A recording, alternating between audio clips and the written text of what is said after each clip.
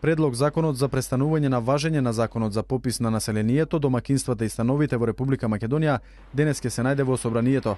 Пратениците за него ќе одлучуваат по брза и скратена постапка. Владата синоќа го достави предлог законот до пратениците по одржаната седница на која расправаше за пописот и го утврди текстот на законот. Со законот кој беше предложен од владата на Република Македонија се предлага престанување на важноста на законот за попис, со што и официјално пописот е прекинат. Македонската влада наведува дека имајќи предвид дека со почнувањето на примената на законот за попис се појавија недоследности и недоречености во примената од одредби од законот како резултат на недоволен временски период за подготовка и обучување на учесниците во спроведување на пописот во земјава, а особено на реонските инструктори и попишувачи.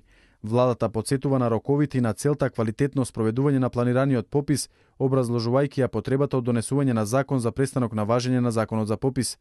Пописот на населението, домакинствата и становите почна на 1 октомври и требаше да заврши на 15 овој месец, но истиот беше прекинат откако членовите на Државната пописна комисија поднесоа оставки поради недоследна примена на законот за попис.